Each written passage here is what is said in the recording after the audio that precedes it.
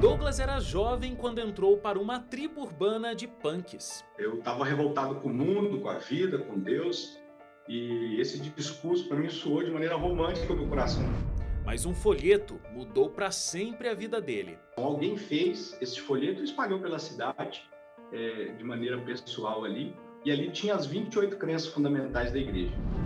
E Douglas tem sido um instrumento nas mãos de Deus.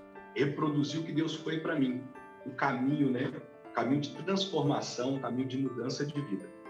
O Identidade está começando.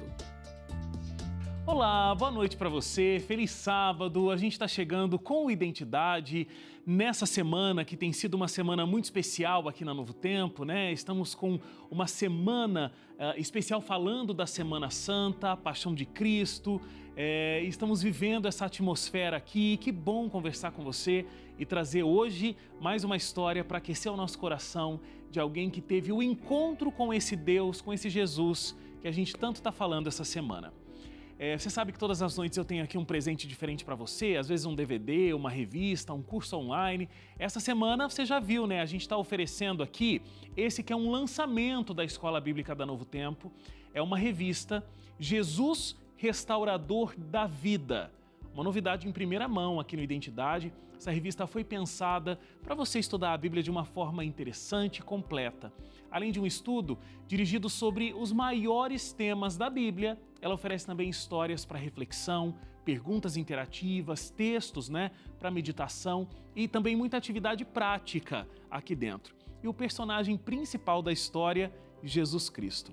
Então você pode pedir a sua, você pode fazer contato agora com a gente pelo telefone e também pelo WhatsApp. Você vai dizer que quer receber a revista Jesus Restaurador da Vida. Nossa equipe vai te retornar e enviar gratuitamente presente dos Anjos da Esperança. O telefone, olha, eu vou te dar o WhatsApp aqui, é 12 98244 0077. 12, que é o código, 98244 0077. Você diz que você viu aqui a revista Jesus Restaurador da Vida e ela vai chegar aí de graça para você.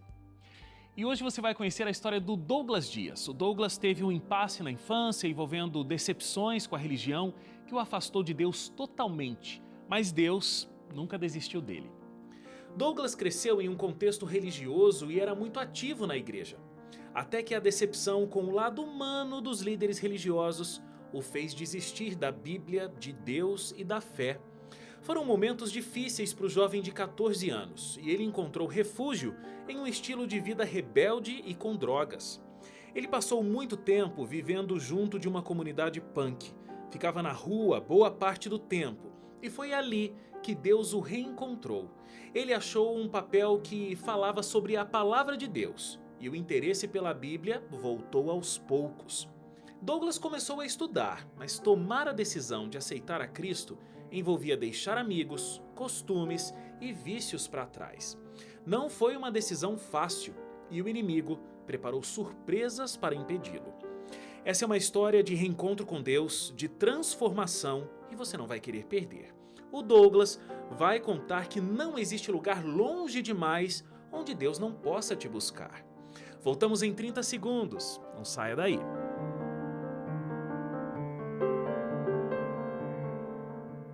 Já de volta, intervalo foi rápido e o Douglas já está aqui comigo. Oi Douglas, tudo bem? Tudo jóia, Wagner. Prazer ter você aqui com a gente para contar uma história tão forte de reencontro com Deus, né? É verdade. E eu digo reencontro porque você foi criado num contexto religioso, você levava as coisas muito a sério, inclusive, mesmo ainda sendo muito novo. Vou contar até aqui um episódio que mostra como você era um adolescente, uma criança, um pré-adolescente, eu acho, nesse período, muito fortemente ligado à religiosidade. Você frequentava uma denominação, lá existia aquele processo dos dons de línguas, naquele formato em que a pessoa fala uma língua dos anjos. E o pastor dessa denominação traduzia o que essas pessoas falavam e você achava aquilo uma coisa muito solene, uma coisa muito forte, uma coisa realmente celestial, né? saía do universo do humano. Mas você teve uma grande decepção, inclusive com essa situação, né? Exatamente. Num determinado dia, eu saía do banheiro, o banheiro ficava bem ao lado da sala pastoral, e eu surpreendi ali o pastor e um obreiro dessa congregação. Eles conversavam e eles estavam ali arquitetando o que seria dito na hora do culto, né? E aquilo me surpreendeu muito justamente por essa solenidade com que eu tratava esse momento, né? Momento em que Deus falava diretamente conosco, né? Então foi, de fato, uma tremenda decepção.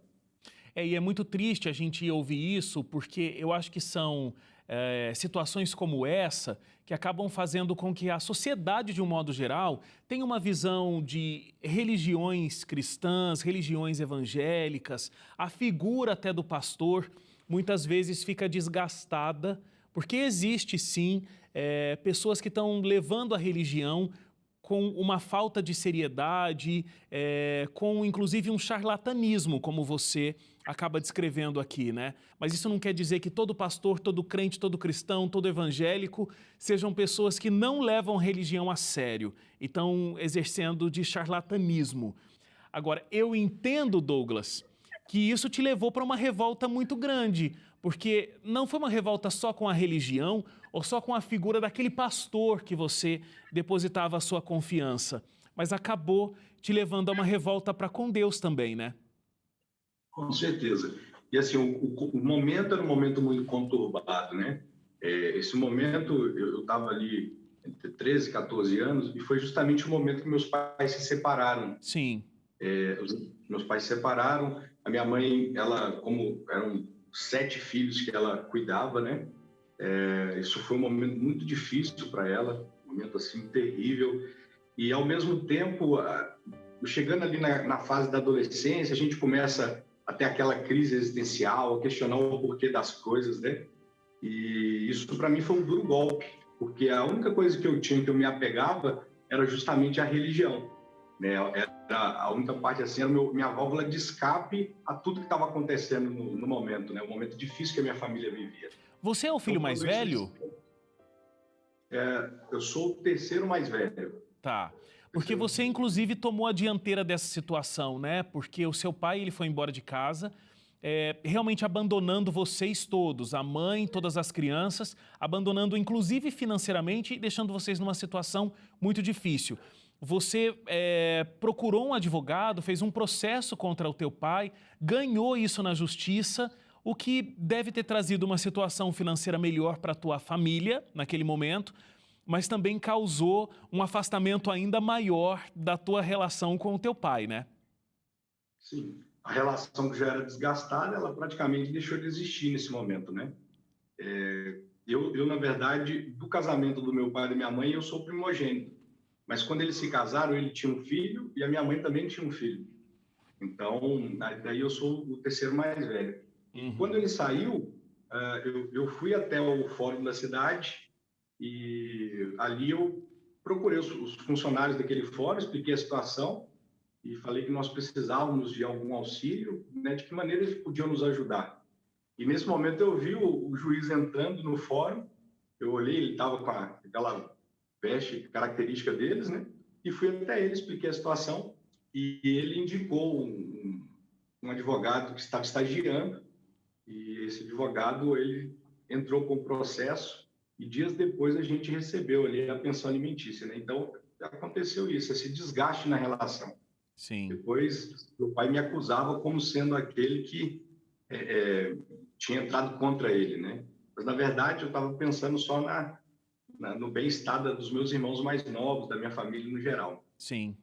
E nesse meio tempo, onde tudo estava muito conturbado na sua família, na sua religião, você estava se envolvendo com um grupo de pessoas muito diferentes do grupo de pessoas, inclusive, que você tinha contato na igreja e nesse círculo familiar que tinha esse contexto religioso. Era um grupo punk. Então você se vestia muito diferente, tinha um cabelo todo doido, você ia para as ruas, existia dentro desse movimento algumas práticas que eram muito ruins, até criminosas, né? Porque existia a depredação de locais que são públicos, mantidos pelo governo, enfim, violência mesmo contra as pessoas. Me fala um pouco desse teu momento e desse teu envolvimento com o grupo punk naquele momento. Nesse momento assim difícil que nós estávamos atravessando, o meu irmão mais velho, por parte de mãe, o Augusto, ele conheceu um grupo de jovens, né, os punks lá da cidade. A cidade tem uma cena assim nessa área aí underground, que a gente fala aí do rock, muito forte. E ele começou a se envolver em concertos de rock. Esse grupo tinha um envolvimento político muito forte, né? Havia muitos protestos, pregavam o anarquismo, né? A erradicação de qualquer tipo de hierarquia, de liderança. E isso soou no sentimento de revolta. Houve um casamento ali, né? Eu estava revoltado com o mundo, com a vida, com Deus, e esse discurso para mim soou de maneira romântica no meu coração. Pensei, bom, tá tudo errado, né? O mundo está errado, o mundo é muito injusto. Então, talvez uma maneira de responder essa injustiça é justamente com essa revolta. E dentro desse grupo, né, ali não havia líderes. Cada um era pregado a liberdade, né? Você podia ter liberdade de expressão, de buscar os prazeres, e você tinha que construir uma sociedade onde todo mundo fosse livre. Essa era a pregação que existia. Sim. Só que, na verdade, o que acontecia lá dentro era o inverso. Com o passar do tempo, com o envolvimento, com as coisas que a gente ia entrando em contato, nós nos tornávamos cada vez mais aprisionados, né? Aprisionados às drogas, né? Infelizmente, a essas práticas criminosas de violência, de depredação. Quando havia, por exemplo, algum ato político na cidade, partidos de oposição vinham e financiavam para a gente cartazes, faixas, tinta, às vezes até drogas mesmo, para que nós estivéssemos lá para causar um tumulto, né? Para atrapalhar o andamento daquele programa político, que era da situação, no caso. Então, eu observava aquilo e, assim, sendo bem sincero comigo mesmo, eu me questionava, bom, mas onde está o anarquismo nisso, né? Nós pregamos uma coisa, mas a gente está vivendo um outro totalmente diferente. A gente está sendo usado aqui como um instrumento que vai causar desconforto aos inimigos políticos de um grupo. E assim a gente ficava. E houve um momento que eu comecei a questionar ali aqueles que eram mais antigos, né? A gente está no caminho certo? É isso mesmo que nós estamos buscando? Olha as escolhas que nós estamos fazendo. E acabou começando ali um ruído na relação também ali com esse grupo, né? Agora, tem um momento que a sua vida começa a mudar. Você indo para uma festa, está procurando ali um papel para, inclusive, conseguir usar droga, né? Conseguir fazer um rolinho para poder fumar uma droga. Mas esse papel é especial e a gente, no próximo bloco, vai contar o que aconteceu com o Douglas e o texto que estava escrito nesse pequeno papelzinho que ele estava buscando para uma função e acabou tendo outra. Não sai daí, a gente volta já aqui com Identidade e a história do Douglas.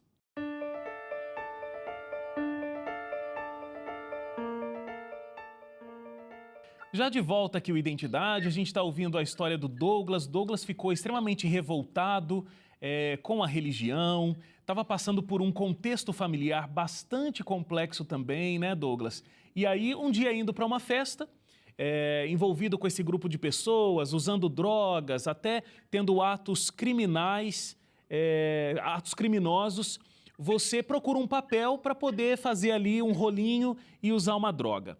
Nesse papel estava escrito assim, 28 coisas que você precisa saber antes de morrer. E aí foi um texto que chamou a atenção, você falou, bom, peraí, eu preciso saber isso aqui então, antes de morrer. Você colocou no bolso, não usou aquele papel para as drogas e foi para a festa. Curtiu a sua noite lá e tudo mais. No outro dia, você colocou a mão no bolso, pegou aquele papel, e aí o que aquele papel te disse, o que aquele papel te trouxe? Então, era interessante isso, porque todo dia de manhã eu colocava a mão no bolso para tirar o que tinha no bolso e tentar remontar como foi a noite passada, né? Era sempre uma aventura. tentar descobrir o que aconteceu, me lembrar dos eventos que havia acontecido. Tamanha era a loucura com que a gente fazia nessa época, né? E aí esse papel me chamou muita atenção, porque era muita coisa, foi muito específico, né? Alguém, né, não era um papel assim da instituição, alguém fez esse folheto e espalhou pela cidade de maneira pessoal ali, e ali tinha as 28 crenças fundamentais da igreja. E como era muito coerente, havia uma afirmação, uma nota explicativa e vários textos bíblicos corroborando aquela afirmação.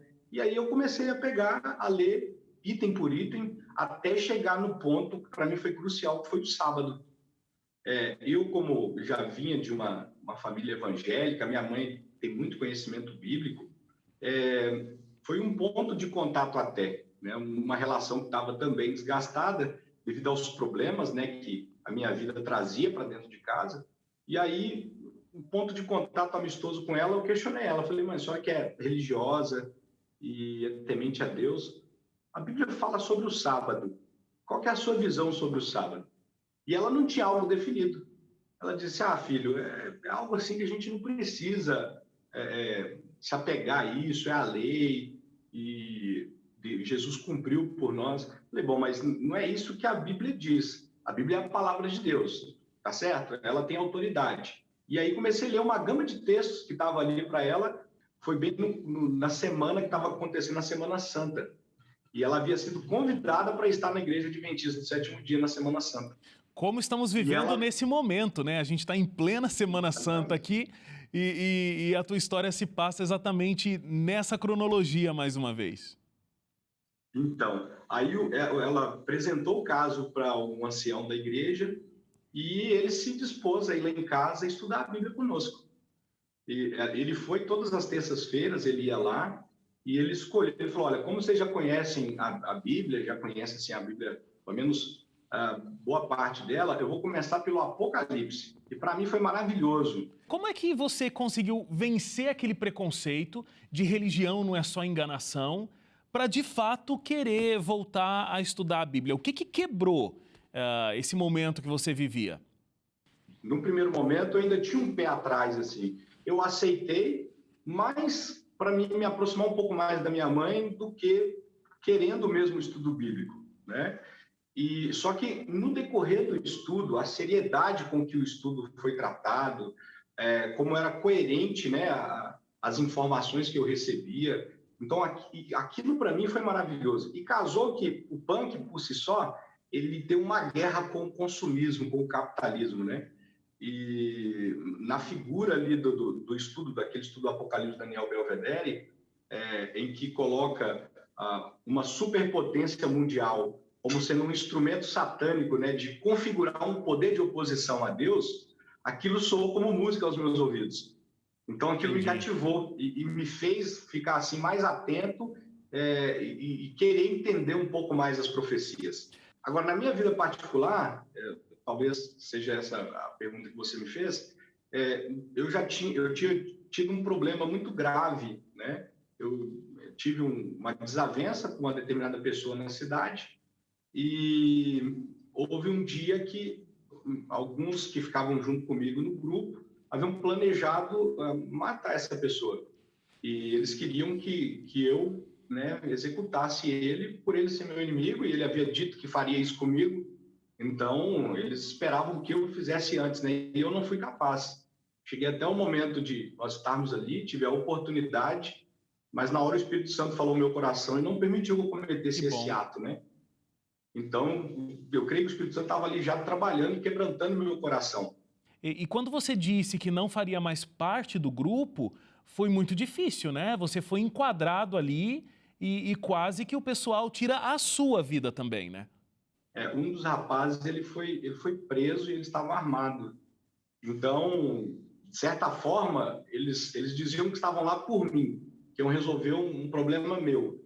E como não houve, né, não assassinamos o rapaz, eu não quis fazer isso e pedi para que não fizessem, e o rapaz foi preso nesse contexto, eu acabei me tornando um culpado por ele ter sido preso. E daí, né, eu tomei a decisão de me entregar. Fui até eles, falei, olha, eu não quero que minha família fique em risco, não quero colocar meus irmãos, meus amigos em risco, e me entreguei a eles, e houve uma espécie de um tribunal do crime ali para saber o que fariam comigo, né?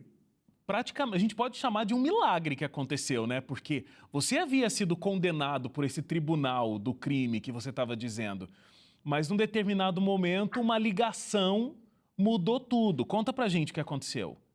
No Natal do ano anterior, nós tínhamos decidido ir à beira do rio. Na minha cidade tem um rio bem extenso lá, o Rio Doce, na cidade de Governador Valadares, e a gente tinha feito ali um churrasco na beira do rio. Quando eu passei na Praça Central, que se chama Praça dos Pioneiros, havia um rapaz que estava muito doente, estava caído no chão ali, e passei por ele estava sentindo muitas dores, e eu ofereci ajuda, né? E quando ele foi internado, ele me agradeceu, e nunca mais eu tive contato com ele. E nesse dia em especial, esse rapaz ele fazia parte dessa facção criminosa. Então, ele foi ali o único que interveio, e ele até me disse uma frase, quando eu conto testemunho, eu dou muita ênfase nessa frase, porque eu senti Deus falando por intermédio dele. Ele disse o seguinte: olha, você não pertence a esse mundo, você não pertence a esse lugar, né? Você sabe onde você pertence. Então, eu quero te ver na igreja, eu quero te ver nos caminhos de Deus, e saia para nunca mais voltar, porque dessa vez você está recebendo perdão, mas não é o que acontece, o crime não perdoa. Deus está me dando uma oportunidade, né, de viver uma vida plena ao lado dele. Eu praticamente saí decidido a servir a Jesus naquele dia ali. E a sua vida mudou radicalmente depois disso, né? Então, houve um momento do seu batismo, são muitos os detalhes, inclusive, nosso tempo já foi, mas você consegue se livrar, de fato, dos vícios das drogas ali, né? No tanque batismal, porque foi muito forte essa cerimônia, esse impacto. Então, você se torna um pastor da Igreja Adventista do Sétimo Dia e dedica integralmente a sua vida à pregação desse evangelho. Para a gente terminar, Douglas, quem é Deus para você hoje e por que esse ministério é tão importante e mudou completamente a tua vida? Deus, ele é o motivo da minha existência, né? Meu pai, meu amigo, meu conselheiro, meu confidente.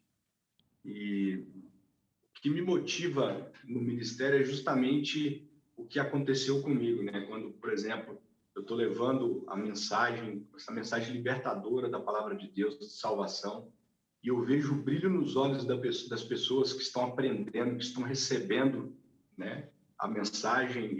Esse é o combustível que me move no ministério, o poder transformador. Eu olho para a minha vida e vejo o que Deus fez comigo, isso me faz acreditar que todo ser humano, todo, sem exceção, ele pode receber a mesma salvação, a mesma libertação, a mesma mudança de vida. Amém. Amém. A minha experiência me fez olhar para as pessoas como todas elas são candidatas ao céu.